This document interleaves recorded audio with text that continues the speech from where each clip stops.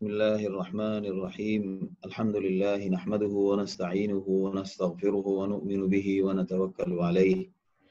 ونعوذ بالله من شرور أنفسنا وسيئات أعمالنا من يهده الله فلا مضل له ومن يضلل فلا هادي له ونشهد أن لا إله إلا الله وحده لا شريك له ونشهد أن سيدنا ونبينا محمدا عبده ورسوله صلى الله تعالى على نبيه محمد وعلى آله وصحبه أجمعين ومن اتبعهم بإحسان إلى يوم الدين أما بعد اللہ کا ہر لمحے اور ہر آن ہزار ہزار شکر کہ اللہ رب العالمین نے ایمان کی دولت سے سرفراز فرمایا اور اس ایمان کی دولت کے ساتھ ایک اور عظیم دولت اللہ نے عطا فرمائی کہ ہمیں محمد رسول اللہ صلی اللہ علیہ وسلم کی امت میں بنایا اور ایسی کتاب کا پڑھنے والا بنایا جو آپ صلی اللہ علیہ وسلم پر نازل ہوئی اور قیامت تک اس کی حفاظت کی ذمہ داری اللہ نے اپنے ذمے لی۔ لہذا یہ ایمان کے ساتھ مزید نعمتیں اللہ کی ہیں جس پر اللہ کا بہت شکر ادا کرنا چاہیے اور ہمیشہ اس کو یاد رکھنا چاہیے، اور صرف یہ شکر کے جذبات صرف دلوں میں منڈلاتے رہیں ایسا نہ ہو، بلکہ یہ ہماری زبان کی زینت اور ہماری زبان کا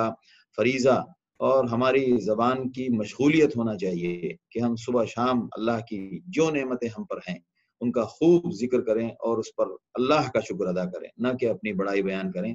قرآن کہتا ہے وَأَمَّا بِنِعْمَتِ رَبِّكَ فَحَدِّثْ، آپ کے رب نے جو آپ پر نعمتیں کی ہیں آپ اس کا چرچا کیجئے، آپ اس کو بار بار ذکر کیجئے۔ فحدث، حدث کا مطلب ہوتا ہے جب کوئی عربی کا جملہ کلمہ باب تفعیل میں چلا جائے تو ابواب کے اندر کلمات کے منتقل ہونے سے اس کے مفاہیم میں تبدیلی پیدا ہوتی ہے، لہذا جب باب تفعیل میں چلا جائے تو اس میں بار بار تکرار کا مفہوم پیدا ہوتا ہے، لہذا یہ باب تحدیث ہے، تحدیث فحدث، اور تحدیث کا مطلب ہے بار بار ذکر کرو، یہ کام ہے، یہ زندگی کا مقصد ہے، یہ کوئی ایسا کورس نہیں ہے کہ آپ نے زندگی میں 2-4 بار کر لیا تو آپ کا فریضہ پورا ہو گیا۔ لہذا بہت بڑی نعمت ہے اللہ کی، اور اسی نعمت کے طفیل آج ہم اتنی تفصیل سے آپ صلی اللہ علیہ وسلم کی سیرت سن رہے ہیں، کتنے ابواب ذکر ہیں، کیا کیا باتیں اس امت میں ہونے کا کمال اور اس امت میں ہونے کی بہت بڑی نعمت آپ یہ سمجھیں کہ کتنی تفاصیل ہمارے لیے اللہ نے محفوظ کرانے کا بندوبست کرا دیا۔ لہذا غزوہ بدر کے خاتمے پر اور غزوہ بدر کا جب تذکرہ مکمل ہوتا ہے تو اس تذکرے کے بعد آپ صلی اللہ علیہ وسلم کن راستوں سے گزرے، کتنے دن آپ صلی اللہ علیہ وسلم نے وہاں قیام کیا، اور کن کن لوگوں کون کون صحابہ شہید ہوئے، وہ اپنے پوری تفصیل کے ساتھ، اور یہی نہیں بلکہ 314 بشمول آپ صلی اللہ علیہ وسلم جو تعداد تھی شرکاء بدر کی، نام بنام قبیلے کے ساتھ وہ ذکر ہے۔ پچھلی امتوں نے لڑائیاں لڑی، حضرت عیسیٰ علیہ السلام ہمارے سب سے قریبی پیغمبر ہیں، حضرت عیسیٰ علیہ السلام کے حواری کتنے تھے وہ تعداد بتانا مشکل ہے، حضرت ان حواریوں کے نام کیا تھے وہ نام بتانا مشکل ہے، اور حضرت عیسیٰ علیہ السلام زبان کون سی بولتے تھے وہ طے کرنا مشکل ہے کہ حضرت عیسیٰ علیہ السلام کی حتمی طور پر زبان کیا تھی۔ وہ حضرت عیسیٰ علیہ السلام کے بولے ہوئے نصیحت کے، تبلیغ و دعوت کے ایک جملے کے بارے میں یہ طے کرنا مشکل ہے کہ یہ جملہ من عن حضرت عیسیٰ علیہ السلام کا بولا ہوا ہے۔ لہذا ہمیں اللہ کا بہت شکر ادا کرنا چاہیے، ہدایت کا جو بندوبست اللہ نے امت مسلمہ کے ساتھ کیا، سب کے ساتھ کیا، ہدایت کا بندوبست تو سب کے ساتھ ہے، لیکن اس ہدایت کی حفاظت اور اس کے مواد کی حفاظت کے لیے جو اللہ نے خدمت امت مسلمہ سے لی، اور اس کے پیچھے بھی بہرحال اللہ کسی پر ظلم نہیں کرتا، اللہ کسی کے ساتھ ناانصافی نہیں کرتا، ہر ایک کے پیچھے کوئی نہ کوئی حکمت ہے، اور اس حکمت کا راز اللہ قیامت میں ہمیں ظاہر کر کے اور اس کو واضح کر کے بتائے گا کہ جو کچھ ہوا وہ اس لیے ہوا اور جو نہیں ہوا وہ اس لیے ہوا، اگر کوئی ہوا تو اس کی حکمت کیا تھی، اور اگر کوئی کام نہیں ہوا تو اس کے پیچھے مقصد کیا تھا، اور اس دن انسان بالکل مطمئن ہوگا اس اللہ کی تمام حکمتوں اور راز کو معلوم کر کے۔ لہذا اللہ کا ہم بہت شکر ادا کرتے ہیں، اور ہم دعا کرتے ہیں اللہ سے کہ اللہ ہماری اس محنت اور اس سننے سنانے کو ہمارے لیے مفید بنائے۔ سب سے اہم بات یہ ہے کہ اللہ اس کو ہمارے لیے مفید بنائے، ہمارے معاشرے کے لیے مفید بنائے، اللہ پوری انسانیت کے لیے اس کو مفید بنائے۔ دراصل یہ مفید پہلے ہی پوری افادیت کے ساتھ اللہ نے بھیجا ہے، لیکن ہم نے اس سے فائدہ اٹھانا چھوڑ دیا ہے۔ میرا مفید بنانے کے لیے دعا کرنے کا مطلب ہے کہ اس سے فائدہ اٹھانے کا ماحول ختم ہو گیا ہے، اور وہ نیت اب ہٹ گئی ہے کہ ہم اپنی زندگی کے نظام کو چلانے، ہم اپنے معاشرے اور اپنے اقتصادی نظام کو چلانے، ہم اپنے معاشرے کے مسائل کو سلجھانے، ہم اپنے تعلیم و تربیت اور تہذیب کو سدھارنے کے لیے ہم کہاں جائیں۔ اس کے لیے اللہ نے جو ذخیرہ امت محمدیہ صلی اللہ علیہ وسلم کے ساتھ پوری انسانیت کو دیا ہے، اس سے کوئی شکوہ نہیں کر سکتا کہ ہم، یعنی کوئی محرومی کا شکوہ نہیں کر سکتا۔ فائدہ نہ اٹھانا یہ ہمارا قصور ہے، لہذا اللہ نے اس کی حفاظت کے لیے امت محمدیہ کو خدمت کا موقع دیا۔ تو اس تفصیل سے جو ہم سن رہے ہیں اس کا مقصد یہی ہے کہ ہماری زندگی میں وہ برکات آئیں اور وہ اثرات ہماری زندگی میں داخل ہو جائیں، اور ہماری ذہن اور ہماری نیت میں بھی وہ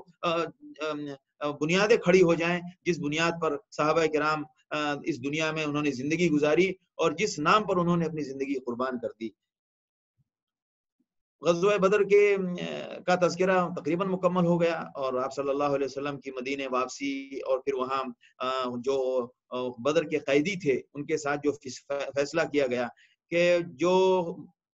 جن کے حالات جیسے تھے اس کے مطابق ان کا فدیہ تھا، لہذا 4000 درہم، 2000، 3000، 1000، کم سے کم 1000 درہم تک ایک بندے کا فدیہ تھا، لہذا جس کا بندہ پکڑا گیا ہے وہ اپنی رقم لے کر آئے اور اپنا بندہ چھڑا کر لے جائے۔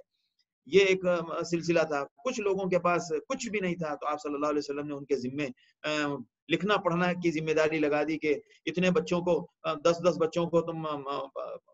اپنا جو کچھ بھی تم جانتے ہو وہ سب سکھا دو، پڑھنا لکھانا سکھا دو، اور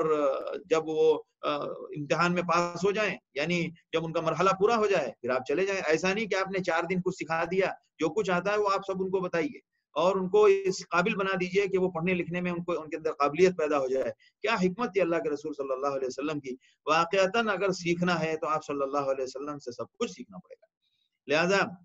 آپ صلی اللہ علیہ وسلم نے ایک اتنی اچھی حکمت کہ ہمیں کسی کو قیدی بنا کر رکھنا کا شوق نہیں ہے کہ کسی کو، اگر تمہارے پاس پیسے نہیں ہیں تو اب تم،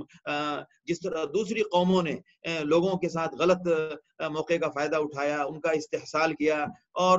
ان کو اپنی خدمت میں اور اپنی غلامی میں لگا لیا، یہ آپ صلی اللہ علیہ وسلم اس کے لیے نہیں آئے تھے۔ آپ صلی اللہ علیہ وسلم تو آئے تھے وَيَضَعُ عَنْهُمْ إِصْرَهُمْ وَالْأَغْلَالَ الَّتِي كَانَتْ عَلَيْهِمْ، وہ بیڑیاں اور وہ پھندے جو ان کے گلوں میں پڑے تھے اور وہ بوجھ جس کے تلے وہ دبے جا رہے تھے، اس کو ہٹانے آئے تھے آپ صلی اللہ علیہ وسلم۔ لہذا غلاموں کے آزاد کرنے کا سلسلہ جتنا اسلام میں کفارے کی شکل میں، صدقے کی شکل میں، ثواب کی شکل میں، اجر کی شکل میں، جتنا غلاموں کے آزاد کرنے کا معاملہ اور کا ریکارڈ اسلام کے آنے کے بعد ہے، اس سے پہلے کبھی نہیں تھا۔ لہذا آپ صلی اللہ علیہ وسلم نے ان ساتھیوں کو کہا کہ جن کو نہیں کچھ تھا تو کہا تم کو پڑھنا لکھنا آتا ہے، تم یہ خدمت انجام دو، اور جن کے پاس پیسے تھے وہ سب پیسے دے کر چھوڑا کر لے گئے۔ کچھ لوگوں کو آپ نے بغیر پیسے کے بھی چھوڑ دیا جنہوں نے اپنی بہت زیادہ مجبوری بتائی، تو ان میں سے کچھ لوگوں کو آپ صلی اللہ علیہ وسلم نے بغیر کسی فدیے کے بھی چھوڑ دیا۔ اس میں سے ایک بہرحال تھوڑا سا رقت والا واقعہ حضرت زینب رضی اللہ تعالی عنہ کا ہے کہ ابو العاص ابن ربیہ جو حضرت خدیجہ کی بہن حالہ بنت خویلد کے بیٹے تھے، یعنی حضرت ابو العاص جو ہیں حضرت خدیجہ کے بھانجے تھے اور یہ ان کی خالہ لگتی تھی، تو اس رشتے کی نسبت سے حضرت زینب، حضرت ابو العاص، یہ دونوں خالہ زاد بھائی بہن تھے، یعنی ایک ماں کی بیٹی حضرت ابو العاص ہیں اور اس ماں کے بہن کے بیٹے کی بیٹی حضرت زینب ہے، یعنی حضرت خدیجہ کی۔ تو یہ خالہ زاد بھائی بہن میں رشتہ ہوا تھا اور یہ رشتہ نبوت سے پہلے کا ہے، لہذا یہ رشتہ آپ صلی اللہ علیہ وسلم نے ان کی بڑی تعریف کی، اور ان کی تعریف کی شکل میں بھی اس طور پر کی کہ جب نبوت آنے کے بعد ابو لہب کے ایک بیٹے سے، عتبہ ابن ابی لہب سے حضرت رقیہ یا کلثوم، بعض مورخین کا اختلاف ہے، رقیہ کا ہوگا واللہ عالم چونکہ وہ بڑی ہیں، تو حضرت رقیہ کا نکاح جب نکاح ہو چکا تھا لیکن ابھی رخصت ہی نہیں ہوئی تھی، تو نبوت آنے کے بعد جب یہ مسائل شروع ہوئے تو ابو لہب نے باضابطہ اپنے بیٹے سے طلاق دلوائی اور جا کے ان سے بھی کہا، ابو العاص ابن ربیہ سے بھی، کہ تم کو جس لڑکی سے شادی کرنے کا شوق ہے ہم مکے میں خوبصورت لڑکی سے تمہاری شادی کرا دیں گے جس سے تم کہو، لیکن محمد کی بیٹی کو طلاق دو، لا الہ الا اللہ۔ بہرحال انہوں نے کہا کہ نہیں، میں اپنے عہد سے نہیں پلٹنے والا اور مجھے اس سلسلے میں کوئی دلچسپی نہیں ہے، اور میرے لیے زینب بنت رسول اللہ سے اچھی خاتون پورے مکے میں کوئی نہیں ہے۔ لہٰذا آپ صلی اللہ علیہ وسلم ان کی اس بات اور ان کے اس جذبے اور ان کے اس جواب کو آپ صلی اللہ علیہ وسلم نے سراہا، اور آپ صلی اللہ علیہ وسلم نبوت کے بعد تک ان کی اس جواب کو آپ صلی اللہ علیہ وسلم نے باضابطہ سراہا۔ تو جب جنگ بدر میں یہ بھی شریک تھے، اچھا آپ صلی اللہ علیہ وسلم کی تمام بنات اسلام آنے کے فوراً بعد سب مسلمان، سب دائرہ اسلام میں داخل ہو گئی تھی، یہی حال ازواج کا بھی تھا، لیکن ابو العاص مسلمان نہیں ہوئے تھے اور وہ اپنے دین پر ہی قائم تھے، اور اسی تسلسل میں وہ بات بڑھتی گئی اور بدر کا موقع پیش آ گیا، تو انہوں نے حضرت زینب کو ہجرت کرنے کی اجازت نہیں تھی، اور یہ بدر میں جب گئے تو اتفاق سے قیدی ہو گئے، تو جب قیدی ہو گئے تو ظاہر سی بات ہے شوہر تھے تو چھڑانا فدیے کے طور پر، تو حضرت زینب رضی اللہ تعالی عنہ نے وہ ہار بھیجا جو حضرت خدیجہ رضی اللہ تعالی عنہ نے شادی کے موقع پر ان کو دیا تھا، رخصتی کے موقع پر حضرت زینب رضی اللہ تعالی عنہ کو۔ حضرت زینب رضی اللہ تعالی عنہ نے وہ ہار جب بھیجا تو وہ ہار وہاں پہنچا، اور ہار دیکھنے کے بعد بہرحال حضرت خدیجہ کی یاد تازہ ہو گئی، اور چونکہ آپ صلی اللہ علیہ وسلم والد تھے، وہ سارے سب کچھ تازہ ہو گیا۔ فلما رآہ رسول اللہ صلی اللہ علیہ وسلم رق لها رقة شدیدہ،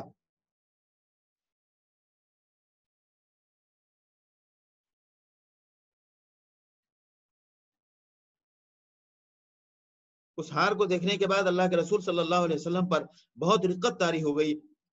آپ نے صحابہ سے کہا اور ان سے اجازت مانگی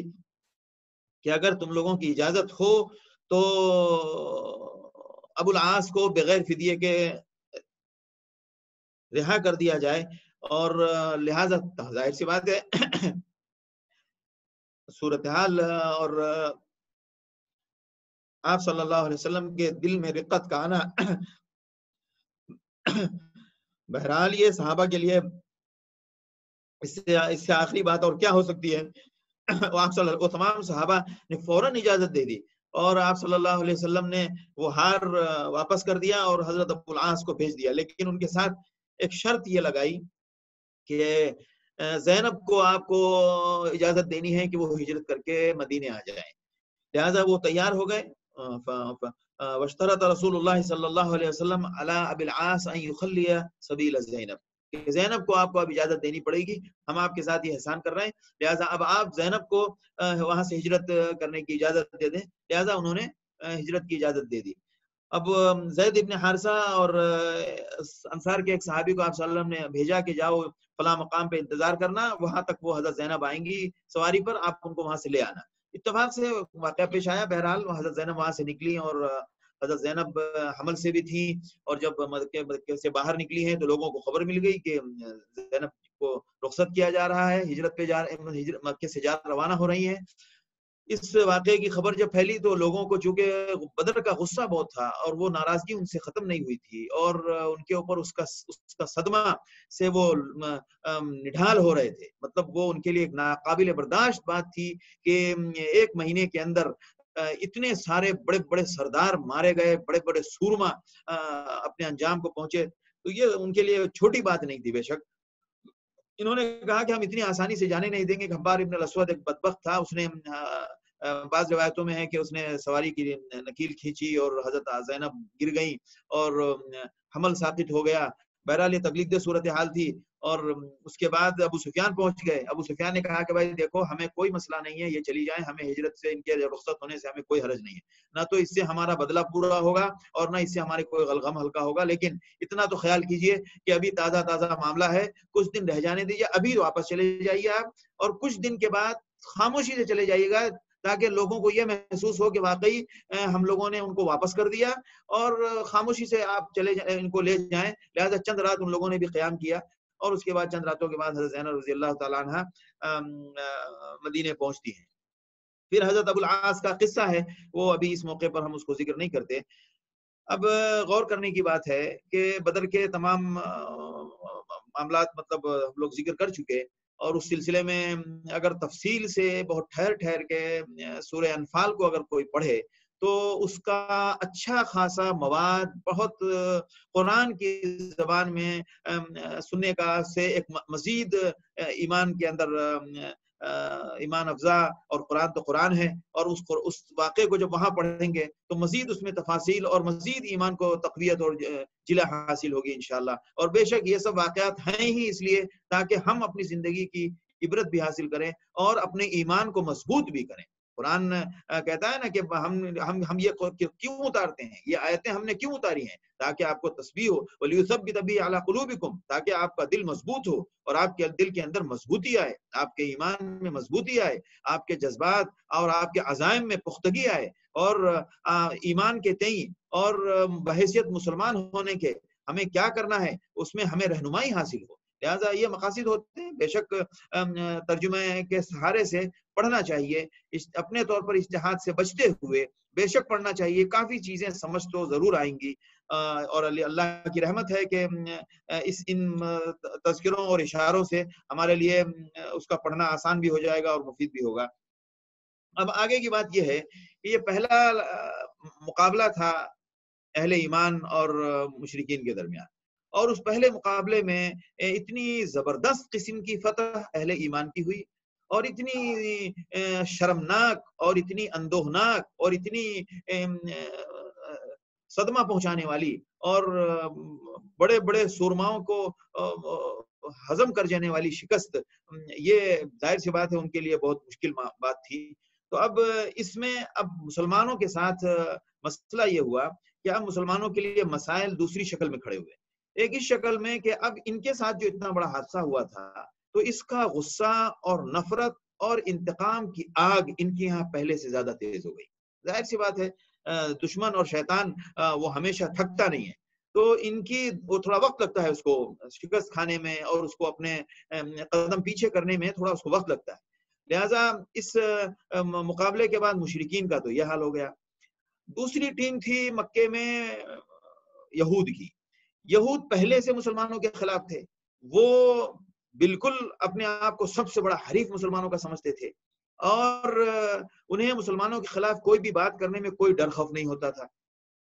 لہٰذا دو فریق ہو گئے، ایک فریق شہر کے باہر، ایک فریق شہر کے اندر۔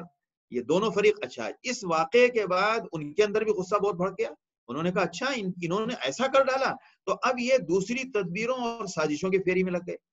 اس کے بعد تیسرا گروپ تھا منافقین کا، جو اور خطرناک تھا۔ ان میں سے دھیرے دھیرے کچھ لوگ مسلمان ہوتے تھے، کلمہ پڑھتے تھے، وہ ادھر کی بات وہاں پہنچاتے تھے، اور ان کے جو عزائم ہوتے تھے وہ نقصان ہم کو لا کے یہاں پہنچاتے تھے، یعنی ان کے وہ کوئی نقصان پہنچانا چاہتے تو اس نقصان کو یہاں لا کے پہنچاتے تھے، اور یہاں سے کوئی فائدے کی خبر ہوتی تھی تو وہاں جا کے ان کو خبر دیتے تھے۔ دونوں میں ان کا مقصد ہوتا تھا ہمیں نقصان پہنچانے کا، اور ظاہری شکل ان کی ایسی تھی کہ لگتا تھا یہ تو اپنی جماعت کے لوگ ہیں، ان کو باہر کیسے کریں؟ دین کی آیتیں، قرآن کی آیتیں اتر رہی ہیں، کچھ منصوبے بن رہے ہیں، کچھ مشورے ہو رہے ہیں، کچھ تذکرے ہو رہے ہیں، تو یہ چونکہ کلمہ گو تھے اس لیے یہ بیچ میں رہتے تھے، اور اس درمیان میں رہ کے وہ سب کچھ تفصیلات معلوم کر لیتے تھے، یہ خبر وہاں جا کے پہنچاتے تھے۔ تو یہ تین جماعتیں ہو گئی۔ چوتھی جماعت ایک یہ تھی جو مدینے کے ارد گرد جو قبائل آباد تھے، ان قبائل کا معاملہ یہ تھا کہ وہ موقع بموقع لوٹ پھوٹ کرتے تھے، کبھی کوئی گیا تو کسی کا کچھ چھین لیا، کچھ لوٹ لیا، وہ لوٹ مار کرنے والی جماعت تھی جو ابھی اسلام سے دور تھی۔ لہٰذا ان کو یہ موقع اس لیے ہاتھ سے جا رہا تھا کہ پہلے تو کیا تھا، کوئی قانون نہیں تھا، کوئی ضابطہ نہیں تھا، لہٰذا کوئی کسی کا لوٹ کے کھا گیا تو جناب اس سے مل کے اس سے مل کے سب بات ٹھنڈی کر لیتے تھے۔ اب جناب مدینے میں جب اسلام کا زور اور اسلام کی جڑیں مضبوط ہوں گی تو قانون آئے گا، ضابطہ آئے گا، اور جب قانون ضابطہ آئے گا تو ہماری یہ لوٹ مار کا بازار بند ہو جائے گا، جو ہمیشہ اسلام سے لوگ خطرہ محسوس کرتے ہیں اور ہمیشہ لوگ یہ سمجھتے ہیں کہ ہماری لوٹ مار کا دروازہ بند ہو جائے گا۔ حقیقت یہ ہے، قرآن کہتا ہے کہ جو چیز اللہ نے تمہیں حلال شکل میں دی ہے اس کو حلال کر کے کھاؤ، حرام کر کے کیوں کھاتے ہو؟ لہٰذا تمہیں رزق تو ملے گا ہی، جو تم لوٹ مار کے کھا رہے ہو آخر وہ جائز شکل میں بھی حالت حاصل کرنے کی شکلیں ہیں۔ ایک شکل یہ ہے کہ تم کاروبار کرو، تجارت کرو، ایک شکل یہ ہے کہ کوئی تم کو ہدیہ کر دے، ایک شکل یہ ہے کہ کوئی تم پر صدقہ کر دے، ایک شکل یہ ہے کہ مالکیان نصاب تم پر زکوٰۃ کے مستحق سمجھ کے تم کو زکوٰۃ کے طور پر دے دیں۔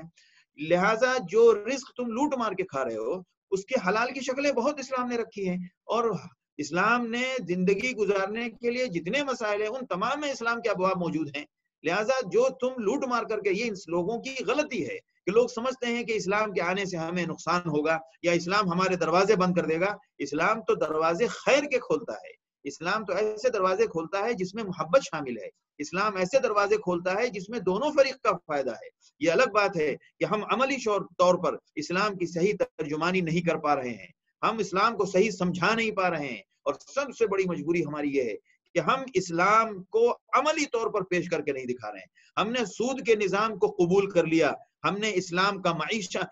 کا اقتصادی نظام پیش کر کے نہیں دکھا سکے۔ ہم نے تعلیم میں عورتوں کو بے پردہ ہو کر کالج اور یونیورسٹیز میں بھیج دیا، اور ہم نے اپنے طور پر اپنی یونیورسٹی اور اپنے ادارے ایسے نہیں کھولے جس میں اسلام کے تعلیم کے مطابق، میں نہیں کہتا کہ آپ کے ہاتھ دستانے بندے لگے ہوں اور آپ کے پیر پہ موزہ چڑھا ہو اور عورت کو ایک دم ایسے بند ڈبے کی طرح گھر سے باہر نکالے، نہیں۔ اسلام میں جس حد تک کشادگی اور گنجائش ہے اس گنجائش کے ساتھ ہم بھی کوئی ادارہ کھول کے، ایک نہیں ہر جگہ ہر علاقے میں وہ ادارے کھول کے دکھاتے جس ادارے میں خالی لڑکیاں پڑھ رہی ہوتی۔ ہم آخر مجبور کیوں ہو گئے کہ ہماری لڑکیاں لڑکے بالغ ہونے کے بعد ساتھ میں پڑھیں؟ ہم نے اس نظام کو کیوں قبول کیا؟ ہمیں دکھانا تھا کہ لڑکیاں اگر الگ پڑھتی ہیں تو اس کے فوائد کیا ہیں، اس کا نقصان نہیں ہے بلکہ اس کا فائدہ ہے، ہر خاندان کے لیے فائدہ ہے، ہر ذات کے لیے فائدہ ہے، نسب کے لیے فائدہ ہے، معاشرے سماج اور اقتصادیات کے لیے فائدہ ہے۔ ہم نے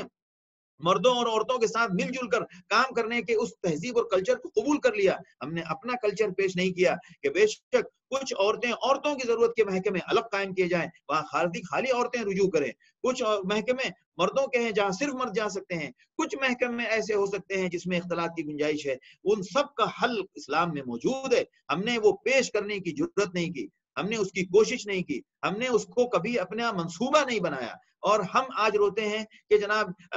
اسلام سے لوگ بدگمان ہیں۔ ہم نے اسلام کی بدگمانی دور کرنے کے لیے میڈیا کو بہت بڑا سہارا سمجھا۔ آپ یقین کیجئے میڈیا کو آپ کیسے سہارا سمجھیں گے؟ میڈیا کے اندر میڈیا چلانے اور میڈیا کو ایکٹیو رکھنے اور میڈیا کو پروموٹ کرنے اور میڈیا کو ڈیولپ کرنے کے لیے کیا کیا سب کچھ کرنا پڑتا ہے، وہ سب آپ ابھی جب تک کہ بنیاد سے لے کے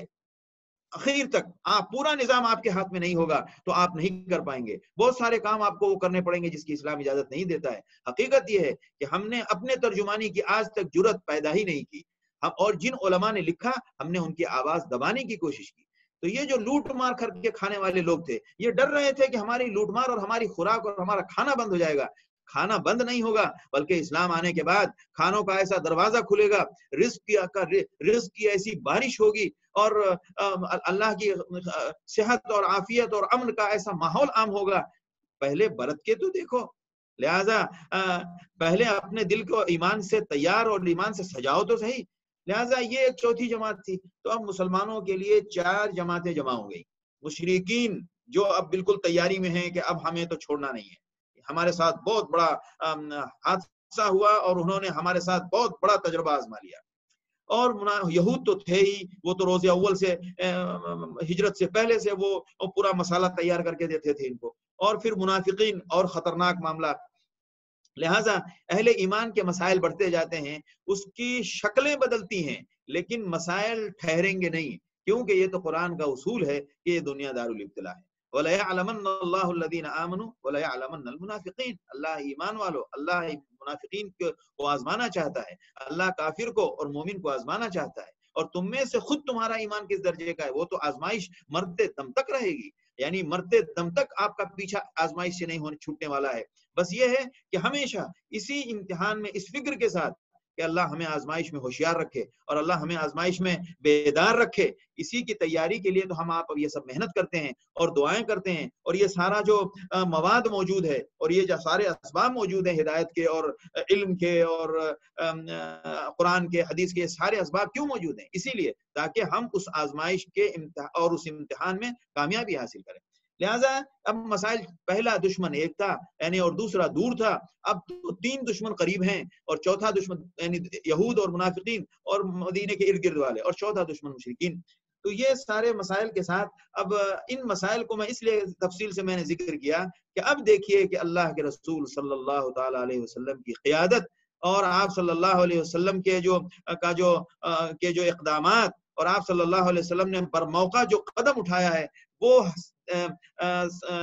غور کرنے کی بات ہے کہ دنیا میں اس سے بڑھ کر قیادت کا کوئی نمونہ نہیں ہو سکتا۔ بے شک اللہ کی طرف سے رہنمائی اور آپ صلی اللہ علیہ وسلم کا اس رہنمائی کی روشنی میں آپ صلی اللہ علیہ وسلم کے فیصلے یہ غور کرنے کی بات ہے۔ لہذا اس کے بعد ایک غزوہ بدر کے فوراً ختم ہونے کے بعد بنو سلیم نے کہا کہ ارے یہ تو بڑا کام کر کے آ گئے، لہٰذا بنو سلیم قبائل غطفان کا ایک قبیلہ تھا، یہ تیاری کرنے لگے کہ ہم مدینے پہ چڑھائی کریں گے۔ آپ صلی اللہ علیہ وسلم کو جیسے ہی خبر ملی ہے، اب دیکھ لیں آپ، اس سے پہلے میں تھوڑی سی بات رہ گئی کہ مدینے رمضان میں 17 رمضان کو کیا کہتے ہیں کہ غزوہ بدر ہوئی ہے، اور اس کے بعد 3 دن آپ نے وہاں قیام کیا ہے، اور 20 کو یا 21 کو آپ صلی اللہ علیہ وسلم وہاں سے اگر نکلے ہیں تو مدینے عید سے پہلے پہنچے ہیں، اور اس رمضان میں روزہ فرض ہو چکا ہے، اور اسی رمضان میں زکوٰۃ بھی فرض ہو چکی ہے، اور اسی رمضان میں صدقۃ الفطر بھی فرض واجب کیا جا چکا ہے، جو صدقۃ الفطر کا موقع قریب آ رہا ہے، اور یہ پہلی عید تھی مسلمانوں کی۔ لہٰذا ان حالات سے گزرنے کے بعد اب جب فتح کے بعد کی پہلی عید مسلمانوں کے لیے، یہ عید بڑی خوشیوں سے بھری ہوئی عید تھی، اور یہ پہلی عید تکبیر و تحلیل کے ساتھ، اللہ کے نعرے کے بلندی کے ساتھ یہ عید منائی گئی ہے۔ تو یہ شوال 1 تاریخ کو عید ہوتی ہے، لہٰذا 1 شوال کو عید گزرنے کے بعد ابھی شوال کا ہی مہینہ ہے، اب شوال میں دیکھیے کیا کیا مسائل کھڑے ہوئے ہیں۔ تو ایک تو یہ بنو غطفان کا یہ قبیلہ جو ہے، اس نے جمع کیا کافی ساری لوگوں کو، اور وہ ان کا ارادہ تھا کہ وہ مدینے پہ چڑھائی کرے۔ آپ صلی اللہ علیہ وسلم ان کی خبر ملتے ہی 200 سواروں کے ساتھ آپ صلی اللہ علیہ وسلم اچانک ان کے یہاں پہنچ گئے، اور یہ نجد کے علاقے میں ہے، لہذا جیسے ہی پہنچے تو یہ سب کے سب بھاگ گئے، انہوں نے چونکہ یہ پچھلا خوف باقی تھا۔ اب دیکھیں بر موقع ابھی بدر سے فارغ ہوئے ہیں، آپ صلی اللہ علیہ وسلم نے انتظار نہیں کیا، جیسے ہی خبر ملی ہے فوراً آپ صلی اللہ علیہ وسلم پہنچے۔ اب آپ اندازہ لگائیں کہ جس قوم کو ابھی یہ خبر معلوم ہو کہ ابھی قریش اتنے بڑے قبیلے کو ان لوگوں نے اتنی زبردست شکست دی ہے، اب ظاہر سی بات ہے یہ چھوٹا سا قبیلہ اگر تیاری کر رہا تھا تو کتنی جلدی وہ دب جائے گا، لہٰذا فوراً آپ صلی اللہ علیہ وسلم نے یہ اقدام فرمایا اور چڑھائی کی، اور وہاں پہنچے ہیں۔ یہ جیسے ہی انہوں نے سنا کہ آپ صلی اللہ علیہ وسلم 200 لشکروں کے ساتھ یہاں پہنچ رہے ہیں، یہ سب کے سب بھاگ گئے اور پہاڑوں میں جا کے انہوں نے پناہ لے لی۔ لہٰذا آپ صلی اللہ علیہ وسلم کو وہاں سے اچھے خاصے 500 اونٹ جو وہ چھوڑ کے بھاگے تھے وہ مالی غنیمت کے طور پر حاصل ہو گئے۔ 500 اونٹ استولا علیہ جیش المدینہ، آپ صلی اللہ علیہ وسلم نے ان کو صحابہ کے درمیان تقسیم کر دیا، اور ایک غلام تھا یسار، آپ صلی اللہ علیہ وسلم اس کو آزاد کر دیا، اور وہاں پھر آپ صلی اللہ علیہ وسلم نے 3 دن قیام کیا، 3 دن کے بعد پھر آپ صلی اللہ علیہ وسلم واپس تشریف لے آئے۔ لہٰذا یہ ایک واقعہ ہوا شوال کے اندر۔ اب دیکھیں شوال کے اندر دوسرا واقعہ، وہ بھی تھوڑا سا بہت ہی مطلب مسلمانوں کے لیے ایک بہت ایک مسئلہ کھڑا ہونے والی بات تھی۔ مدینے کے اندر 3 قبیلے آباد تھے، بڑے بڑے قبیلے تھے یہود کے، یہود بنی نضیر، بنو قریظہ اور بنو قینقاع۔ بنو قینقاع، بنو نضیر اور بنو قریظہ، یہ 3 بڑے قبیلے تھے۔ بنو قینقاع کا معاملہ سب سے پہلے پیش آیا۔ بنو قینقاع کا کام کیا تھا؟ یہ ہتھیار بناتے تھے، یہ لوہے کا کام ان کا زیادہ تھا، یعنی ان کی جو فیلڈ تھی، وہ بزنس جو تھا ان کا وہ میٹلز کا تھا، یعنی مائنز کے بزنس والے لوگ تھے، سونا، ان کے اندر سونارے تھے، اور برتن بنانے کا کام کرتے تھے، یعنی معدنیات کا کام ان کا زیادہ تھا۔ اس پورے قبیلے کا پیشہ وہی تھا۔ تو سونارے بھی ان کے یہاں تھے، برتنوں کے بنانے کا لوہے سے مختلف دھاتوں سے جو برتن بنتے تھے پیتل سے وغیرہ وغیرہ وہ بھی وہ تاجر انہیں کے یہاں تھے، اور ہتھیار بنانے والے بھی، لہٰذا ان کے پاس ہتھیار بھی بہت تھا اور سونا چاندی بھی ان کے یہاں بہت تھا. تو یہ قبیلہ اپنے آپ میں تھوڑا طاقتور تھا اور مضبوط تھا. لہذا آپ صلی اللہ علیہ وسلم ان کے پاس گئے اور آپ صلی اللہ علیہ وسلم نے ان سے کہا کہ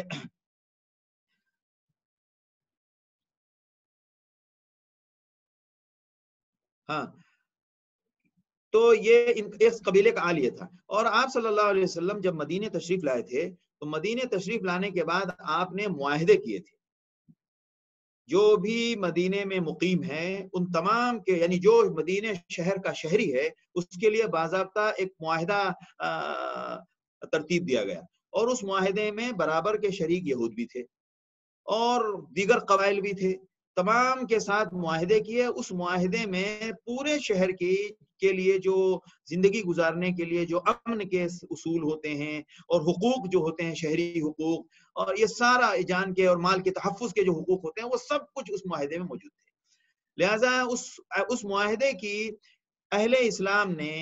بنو قریظہ کے مدینے سے نکالے جانے تک ایک بھی مثال پیش نہیں کر سکتے کہ مسلمانوں کی طرف سے کسی بھی ایک معاہدے کی خلاف ورزی ہوئی. اور یہود روز اول سے خلاف ورزی میں لگے ہوئے. لہذا یہ موقع بھی ہے خلاف ورزی کا کہ اس موقع پر ایک واقعہ پیش آیا کہ خلاف ورزی دیکھیے انہوں نے کیا کی کہ ایک بندہ تھا یہودیوں کا، بڑا شخص تھا، اس کا نام تھا مرشاس ابن قیس. ایک یہودی تھا، یہ عمر والا تھا، اور یہ مسلمانوں کے خلاف بہت نفرت، بہت بغض اور بہت فتنہ کرنے والا انسان تھا. تو ایک مرتبہ صحابہ کرام اکٹھا ہو کے کہیں بیٹھے تھے، اوس اور خزرج یہ دونوں اکٹھا ہو کے بیٹھے تھے اور وہ بات کر رہے تھے، آپس میں گفتگو کر رہے تھے، اور مطلب دوستانہ اور سماجی ماحول میں اور بڑی قربت کے ساتھ اور بڑی ایک دوسرے کی محبت کے ساتھ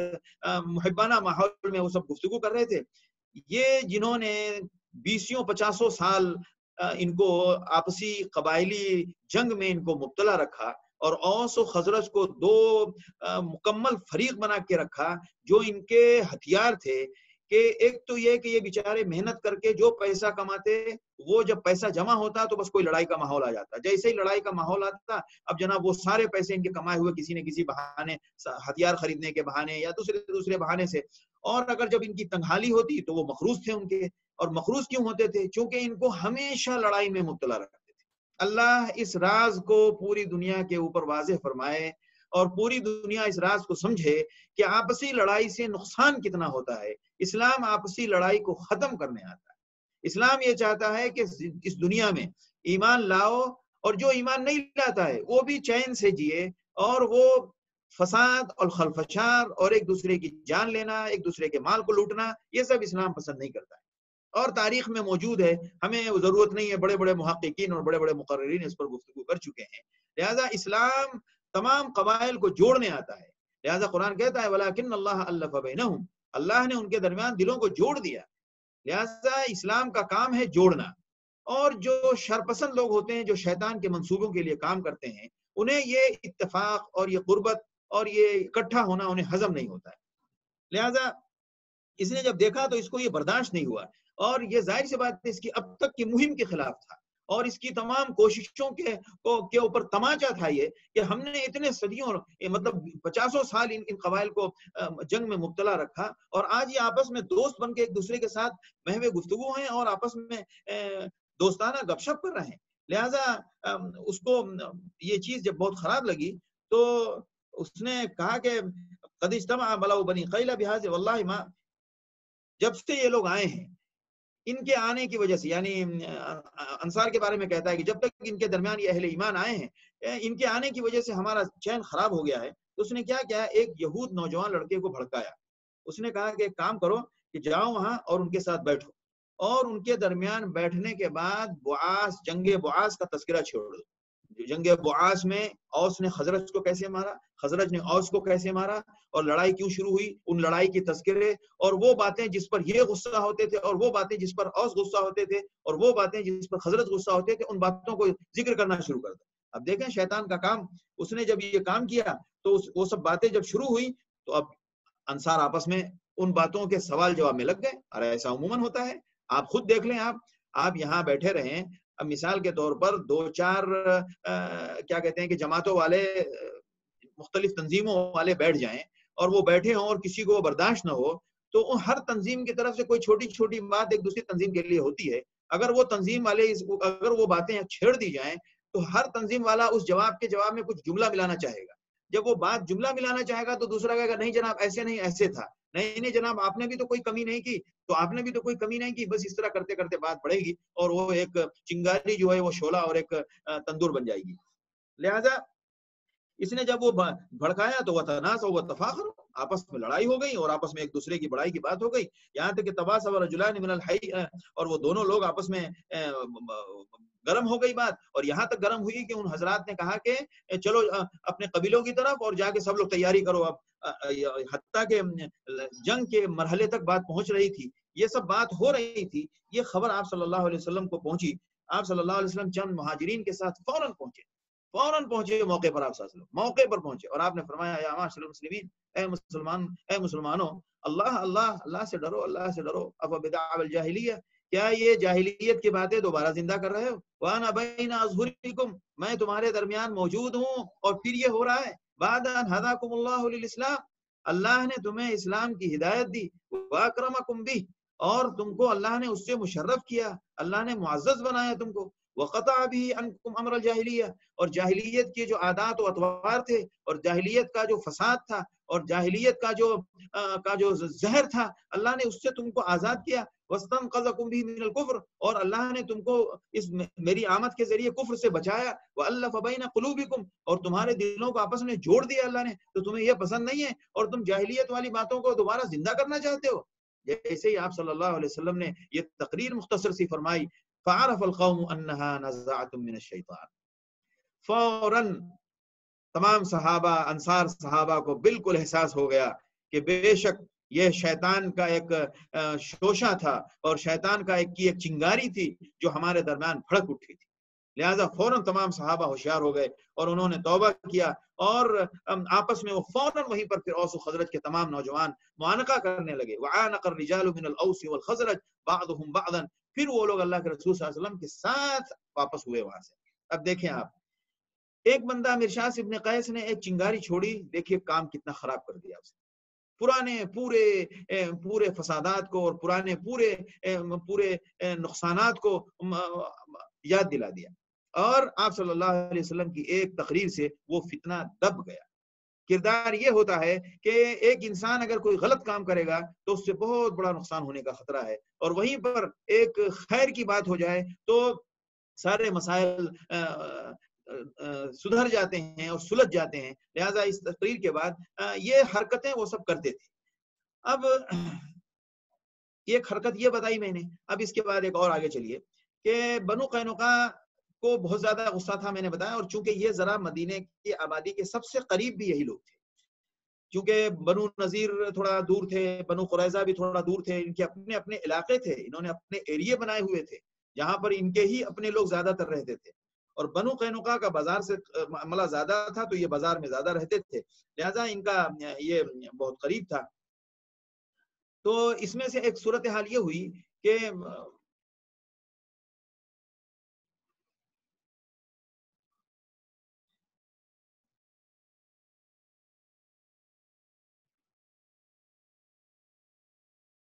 آپ صلی اللہ علیہ وسلم اس میں ان کے درمیان ایک شخص تھا کعب ابن اشرف۔ میں اصل میں کوشش یہ کر رہا ہوں کہ جو واقعات ہیں نا وہ ترتیب سے بیان، اور اس کے لیے مجھے بڑی پریشانی پیش آ رہی ہے۔ وہ یہ رہا ہے کہ تقریباً سیرت کی کتابوں میں واقعات بہت مقدم اور مؤخر ہیں۔ جیسے مثال کے طور پر بعض جگہوں پر یہ جو کچھ غزوات پیش آئے ہیں وہ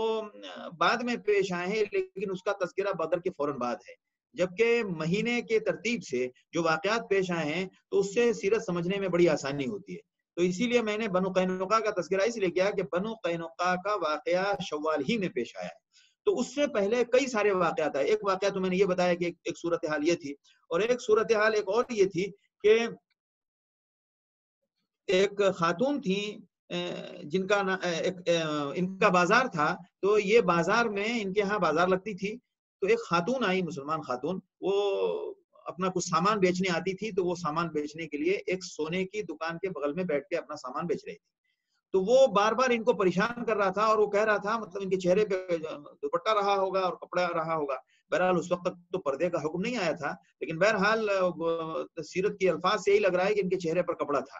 تو وہ چہرے سے کپڑا ہٹوانے کے لیے بار بار نا ان کو کوئی باتیں بولتا تھا، جملہ بولتا تھا. تو وہ انہوں نے اس کی بات نہیں سنی، وہ اپنا جس کام کے لیے بیٹھی تھی وہ بیٹھی رہی.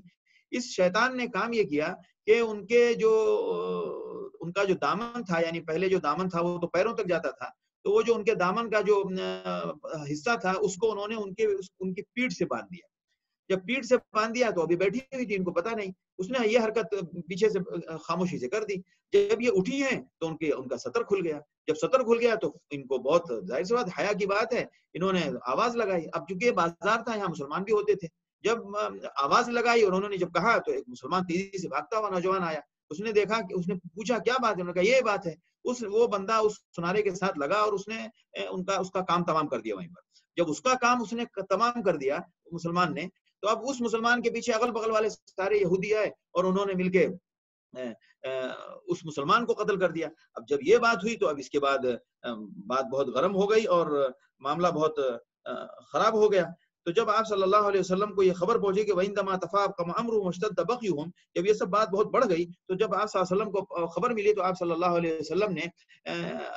یہود کو جمع کیا سوق بنی قینقاع میں، اور آپ نے فرمایا یا معشر یہود، اے یہودیو، اسلموا قبل ان یصیبکم مثل ما اصاب قریش،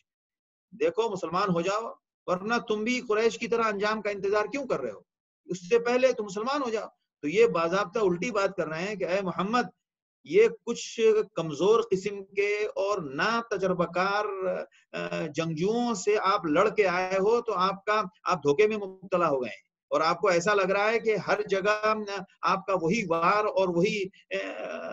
نظام کام کر جائے گا. تو آپ کچھ بزدلوں اور کچھ ناتجربہ کاروں سے لڑ کے آئے ہیں، لہٰذا وہ شکست کھا گئے. ہم تو میدان جنگ کی پوری بخیا ادھڑ کے رکھ دیتے ہیں، پوری میدان کو ہم پلٹ کے رکھ دینے والے لوگ ہیں، اور آپ کو معلوم نہیں ہے کہ جنگ کسے کہتے ہیں. ہم سے ٹکرائیے تو آپ کو معلوم پڑے گا کہ ہم کیا ہیں اور جنگ کسے کہتے ہیں. تو اللہ رب العالمین نے قرآن کی آیت نازل فرمائے جو سورہ آل عمران میں ہے، قل للذین کفروا، کافروں سے آپ کہہ دیجئے کہ ستغلبون، کہ بے شک تم مغلوب ہو جاؤ گے اور تم شکست کھاؤ گے. اور جہنم میں تم کو دوسرا مسئلہ یہ ہے کہ اس حال پہ رہ گئے تو جہنم تمہارا انجام ہے اور خطرناک جگہ ہے. کیا تمہارے لیے نشانی نہیں ہے؟ قد کان لکم آیۃ فی فئتین، دو جماعت جو لڑی ہیں، ایک جماعت اللہ کے راستے میں لڑ رہی تھی اور دوسری جماعت کافر تھی. وَأُخْرَىٰ كَافِرَةٌ يَرَوْنَهُم مِثْلَيْهِمْ رَأْيَ الْعَيْنِ، جب وہ لڑ رہے تھے تو ان کو ایسا لگ رہا تھا کہ جن سے ہم لڑ رہے ہیں وہ ڈبل، یعنی دوہرے نظر آ رہے تھے، ڈبل نظر آ رہے تھے ان کو اہل ایمان. واللہ یؤید بنصرہ من یشاء، اللہ اپنی مدد سے جس کی چاہے تائید فرماتا ہے. اس میں عبرت ہے تمہارے لوگوں کے لیے. تو لہذا اس بات کے بعد ان کے اندر اور بات بگڑی اور بات غصہ خراب ہوا ان کا، اور بہت غصے میں آئے. تو جب یہ سب غصے میں آئے تو اب انہوں نے ایک وہ حرکت کی اور آپ صلی اللہ علیہ وسلم کے ساتھ اس طرح کی باتیں کی. تو جب وہ خاتون، آپ صلی اللہ علیہ وسلم کی اس تقریر کے بعد کا واقعہ ہے وہ خاتون والا، تو جب وہ خاتون کے ساتھ وہ معاملہ ہوا تو اب آپ صلی اللہ علیہ وسلم نے بالکل فیصلہ فرما لیا کہ اب بنو قینقاع کا حساب لینا ہے. لہٰذا آپ صلی اللہ علیہ وسلم نے مدینے میں ابو لبابہ کو اپنا نائب بنا کر اور مسلمانوں کا جھنڈا حضرت حمزہ کو عطا فرمایا اور لشکر کو لے کر آپ بنو قینقاع پر آپ نے چڑھائی کی. جب انہوں نے دیکھا کہ آپ صلی اللہ علیہ وسلم تشریف لا رہے ہیں، فَلَمَّا رَأَوْهُ تَحَصَّنُوا فِي حُصُونِهِمْ، جب انہوں نے دیکھا کہ آپ صلی اللہ علیہ وسلم آ رہے ہیں تو یہ سب کے سب قلعہ بند ہو گئے. ابھی اوپر ڈینگے مار رہے تھے کہ تم ناتجربہ کاروں سے لڑ کے آئے ہو اور میدان کا ذرا منادی کر کے تو دیکھو، پھر تمہیں پتہ چلے گا جنگ کسے کہتے ہیں اور ہم کیا ہیں. یہ الفاظ تھے ان کے. اور جیسے ہی یہ لشکر پہنچا ہے اور فوراً تحصنوا فی حصونہم، آپ صلی اللہ علیہ وسلم نے بہت سخت حصار فرمایا ان کا، بالکل ان کا کھانا پانی بند کر دیا اور ان کا آنا جانا سب بند کر دیا. یہ نصف شوال کی بات ہے. لہٰذا 15 دن کے بعد اللہ تعالیٰ نے ان کے دل میں ایسا روب ڈالا، ایسا گھبرا گئے وہ کہ، اور جب کسی قوم کو اس ذلت کا معاملہ آتا ہے تو اللہ ان کے دلوں کا حال ایسے ہی کر دیتا ہے. تو اب انہوں نے کہا کہ بھائی آپ جو کہیں گے ہم کہنے کے لیے تیار ہیں، آپ کی مرضی کے مطابق آپ یہ حصار ختم کر لیں. لہٰذا آپ صلی اللہ علیہ وسلم نے کہا ٹھیک ہے، تو آئیے ہم آپ سے بتاتے ہیں ہم کیا کریں گے. لہٰذا جب یہ لوگ آئے ہیں تو آپ صلی اللہ علیہ وسلم نے فرمایا کہ تمہارے مردوں کو مار دیا جائے گا اور سب کو قتل کر دیا جائے گا. فی رقابہم و اموالہم و نسائہم و ذرارہم، یعنی تم کو قتل کر دیا جائے گا، تمہارے مال سب مال غنیمت بنا لیے جائیں گے، اور عورتوں اور بچوں کو باندھی ذریت غلام بنا لیا جائے گا. جب یہ بات ہوئی تو فامر بہم فقتلوا، تو سب تیار ہو گئے، سب کو شانہ مانا سب کھڑے ہو گئے. تو اب جب یہ فیصلہ ہوا تو عبداللہ ابن ابی فوراً سامنے آیا اور اس نے کہا کہ اب چونکہ اس کو ایک ہی مہینہ ہوا تھا مسلمان ہوئے، تو اس نے کہا کہ ارے یہ تو عجیب و غریب بات ہے، یہ تو چاہتا ہی یہی تھا کہ مسلمانوں کو کمزور کریں اور مسلمانوں کے خلاف اللہ رحم کرے. یا اللہ سے ہمیشہ دعا کریں اللہ نفاق والی کیفیت سے اور اس کی صفات سے ہمیں دور فرما. لہذا یہ فوراً آیا اور اللہ کے رسول صلی اللہ علیہ وسلم کے ساتھ اصرار کرنے لگا کہ نہیں، آپ کو ان کے بارے میں یہ فیصلے پر آپ کو نہیں، یہ فیصلہ پورا کرنے نہیں دوں گا میں. لہٰذا وہ آپ صلی اللہ علیہ وسلم کے ساتھ مصر ہو گیا. آپ صلی اللہ علیہ وسلم نے زرہ پہنی ہوئی تھی، اس زرہ کے اندر جو جیب کے جیسا ہاتھ ڈالنے کا ہوتا ہے اس نے ہاتھ ڈال دیا، اور ہاتھ ڈالنے کے بعد اس کو پکڑے رہا. آپ صلی اللہ علیہ وسلم نے کہا کہ اس کو چھوڑو. آپ صلی اللہ علیہ وسلم سخت غصے میں آئے، فغضب غضبا شدیدا، اور آپ صلی اللہ علیہ وسلم نے وغضب حتى رأوا لوجهه ظلل، آپ صلی اللہ علیہ وسلم کے چہرے میں غصے کی وجہ سے سیاہی کے، مطلب جو غصے میں جو کیفیت ہوتی ہے اور چہرہ ایک دم غصے میں جو سائے کے آثار یعنی سیاہی کے لیے بولا جاتا ہے، چہرے پہ سیاہی ظاہر ہوئی آپ صلی اللہ علیہ وسلم کی، اس حد تک غصے میں آئے. اور آپ نے فرمایا چھوڑو. تو منافقین نے کہا کہ نہیں، جب تک کہ آپ اپنا فیصلہ اس معاملے میں نہیں بدلیں گے میں آپ کو نہیں چھوڑتا. لا واللہ لا ارسلک حتی تحسن فی موالی. لہذا آپ صلی اللہ علیہ وسلم نے کہنے لگا کہ 400 لوگ اور 400 300 700 لوگوں کو ایک دن میں آپ قتل کر دیں گے، میں ان کو قتل ہونے نہیں دوں گا، کیونکہ مجھے ڈر لگتا ہے یہ میرے اچھے برے میں کام آتے ہیں، یہ میری حمایت کرتے ہیں، لہٰذا میں ان کے بارے میں آپ کو یہ فیصلہ کرنے نہیں دوں گا. لہٰذا وَتَحْصُدُهُمْ فِي غَدَاةٍ وَاحِدٍ إِنِّي وَاللَّهِ امْرُؤٌ أَخْشَى الدَّوَائِرَ، مجھے ڈر ہے کہ کبھی کوئی حالات خراب ہوں تو مجھے یہ میری حفاظت کرتے ہیں، میرے کام آتے ہیں. لہٰذا آپ صلی اللہ علیہ وسلم نے اس کی بات پر، اور اس کا نیا مسلمان ہوا تھا، لہٰذا اس کی رعایت میں آپ صلی اللہ علیہ وسلم نے اس فیصلے کو یہ شکل دی کہ ٹھیک ہے جب ایسی بات ہے تو پھر یہ سب کے سب مدینہ چھوڑ دیں. لہٰذا ان سب کو فخرجوا الى اذرعات الشام، شام کے علاقے میں سب ہجرت کر کے چلے گئے. پورا قبیلہ بنی قینقاع غزوہ بدر کے فوراً بعد ان کو جلا وطن ہونا پڑا. فقل روایتوں میں ذکر ہے کہ جب یہ لوگ ہجرت کر کے شہر بدر ہو کے وہاں گئے ہیں تو وہاں جانے کے بعد ان میں سے اکثر لوگ ہلاک ہو گئے، کوئی بچا ہی نہیں. اور اللہ کے رسول صلی اللہ علیہ وسلم نے ان کا مال لیا اور اس کو مسلمانوں میں غنیمت کے طور پر تقسیم کیا، اور اس کا جو خمس تھا وہ آپ صلی اللہ علیہ وسلم نے بیت المال میں رکھا، اور انہی کے مال میں سے آپ صلی اللہ علیہ وسلم نے 3 کمان اور 2 زرہیں اور 3 تلواریں اور 3 نیزے آپ نے اپنے لیے بھی رکھے. یہ صورتحال ہوئی. بنو قینقاع کا معاملہ یوں صاف ہوا. لہذا انسان سیکھنا چاہیے سیرت سے کہ ہمیں اس دنیا میں خیر پھیلانے کے لیے اور لوگوں کے امن و امان کے لیے ان لوگوں کو ضرور ان سے گفتگو کرنا چاہیے، ان کو سمجھانا چاہیے، اور جو کرنے کے کام ہیں ان کو بتانا چاہیے کہ اس دنیا میں امن کیسے قائم ہوگا. ہمیں اپنے امن کا فارمولہ بھی پیش کرنا چاہیے. اور اس کے بعد پھر دوسرا چھوٹا سا واقعہ پیش آیا کہ غزوہ بدر میں ظاہر سی بات ہے معاملہ جو کچھ صورتحال پیش آئی تھی تو ابھی بدر کا حاشیہ ہی چل رہا ہے، سمجھے آپ. لہذا ابو سفیان، ان حالات کے بعد ابو سفیان نے کہا کہ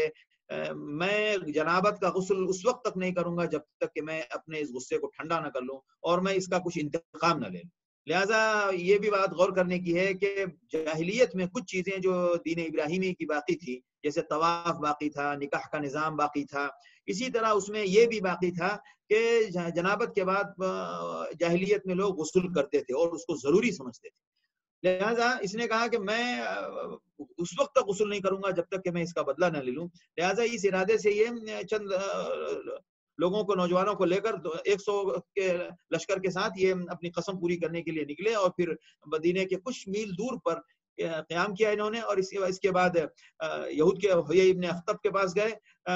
تو اس نے دروازہ نہیں کھولا، یہ بنو نذیر کا تھا۔ پھر وہ بنو قریظہ کے سلام ابن مشکم کے پاس سید بنی نذیر کے پاس گئے تو اس نے اس کو اجازت دے دی، اور وہ گھر میں بلایا اور شراب وراب بھی پلایا اور اندر کی ساری خبریں بھی اس کو دی۔ رات بھر وہاں رہا، اگلے دن صبح یہ جب پہنچا ہے اپنے ساتھیوں کے پاس، رات کی تنہائی میں اکیلے چلا گیا تھا یہ ان کے پاس، کچھ خبریں وبریں لے کر شراب وراب پی کے بعد میں پھر صبح جب واپس آیا ان کے پاس، باغات علانا ہے تو مدینے کے ارد گرد جو کھجوروں کے باغات تھے ان باغوں کی طرف یہ گئے، اور وہاں جانے کے بعد ان پر کچھ کھجور کے درختوں کو جلا دیا، اور وہاں دو لوگ، ایک انصار اور ایک دوسرے ساتھی کھیت میں اپنے کام کر رہے تھے، ان دونوں کو قتل کر دیا۔ جیسے ہی آپ صلی اللہ علیہ وسلم کو فوراً خبر مدینے پہنچی، آپ صلی اللہ علیہ وسلم کو جیسے ہی پتہ چلا فوراً آپ صلی اللہ علیہ وسلم نے پیچھا کیا اور ان کو پکڑنے کے لیے۔ یہ لوگ بڑی تیزی سے نکل گئے، لیکن یہ لوگ 100 لوگ تھے اور اپنے ساتھ کافی سارا ستو لے کر آئے تھے۔ انہوں نے کہا کہ اب جلدی میں کیا تیاری کی جائے، تو ستو لے کر آئے تھے کہ یہی سامان سفر رہے گا۔ تو جب یہ جانے لگے تو انہوں نے کہا کہ بھائی اگر یہ پیچھا کریں گے تو کہیں ہمیں پکڑ نہ لیں، ہماری سواری تیز نہیں چل پائے گی۔ تو جو کچھ ان کا سامان تھا انہوں نے سب پھینک دیا، تو وہ سامان میں بہت زیادہ بڑی مقدار میں ستو چھوڑ کے بھاگے تھے ان باغوں کے آس پاس۔ تو لہٰذا جب آپ صلی اللہ علیہ وسلم گئے تھے تو واپسی میں وہ تمام ستو اچھا خاصی مقدار میں مال غنیمت کے طور پر سمجھے ستو ہاتھ آیا۔ لہٰذا اسی لیے اس غزوے کا نام غزوۃ السویق بھی ہے۔ سویق کہتے ہیں ستو کو جو پیسا ہوا جو مادہ ہو، اور سویق جو ہے سوق کی تصغیر ہے، سوق کا مطلب بازار اور سویق کا مطلب چھوٹا بازار، تو یہاں جو جگہ کا نام ہے وہ سویق ہے، اور سویق جو ہے وہ ستو کو کہتے ہیں، غزوۃ السویق۔ اس کے بعد پھر آگے کی باتیں انشاءاللہ 2-3 اہم واقعات ہیں غزوہ احد سے پہلے، وہ ہم سنیں گے، اور اس کے بعد انشاءاللہ غزوہ احد کا تذکرہ شروع ہوگا۔ اللہ تعالی ہمیں آپ صلی اللہ علیہ وسلم کی سیرت سے صحیح برکت اور صحیح عبرت عطا فرمائے، اور ہمیں آپ صلی اللہ علیہ وسلم کی سچی محبت نصیب فرمائے، اور سچی محبت اللہ اور اللہ کے رسول کی سچی محبت پر